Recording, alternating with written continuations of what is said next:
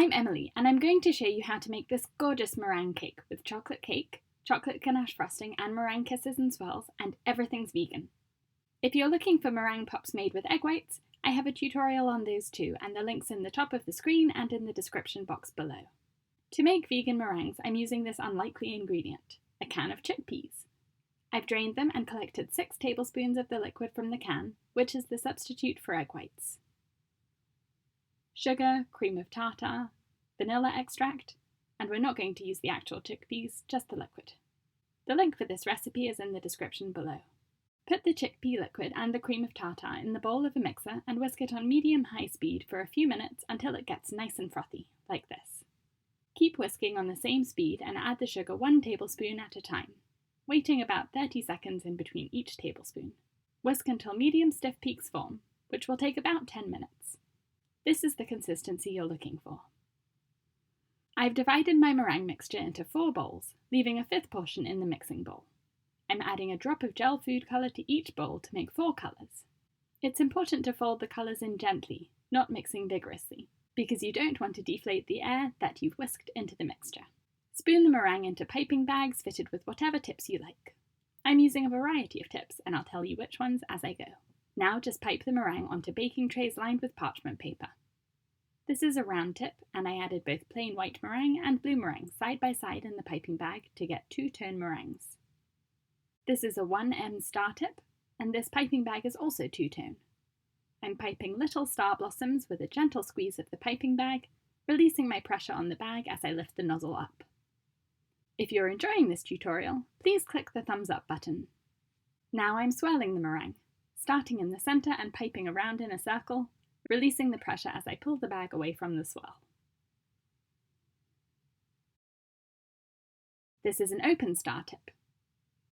More swirls with a 1M tip, star blossoms with the same 1M tip, and now I'm moving on to another tray and using a larger open star tip for these big pink kisses, and more of the same shapes with different colours. Now bake these at 250 degrees Fahrenheit or 120 Celsius for 40 minutes. Turn the oven off and leave the meringues in the oven with the door closed for another hour while they continue to cool. This will prevent them from cracking. Meanwhile, bake the cake and make the frosting. The recipe for this vegan chocolate cake and the ganache frosting is on britishgirlbakes.com. The link is in the description below.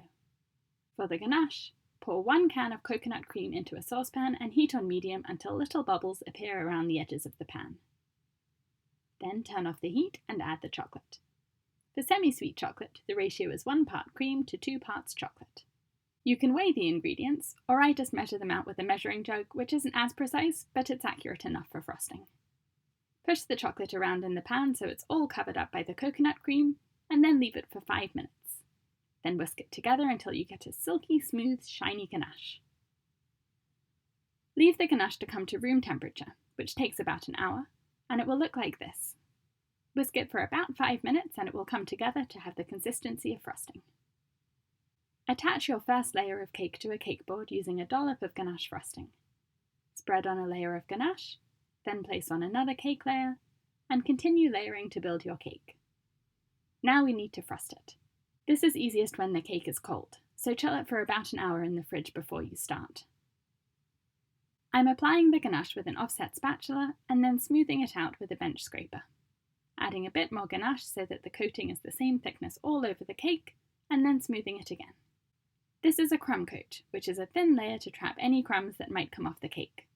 If you like this semi-naked look, stop here. Or chill the cake for about 30 minutes to set this frosting, and then apply a final coat, using the same technique of applying frosting, smoothing it, touching up, smoothing, and then pulling any frosting that's sticking up over onto the top of the cake.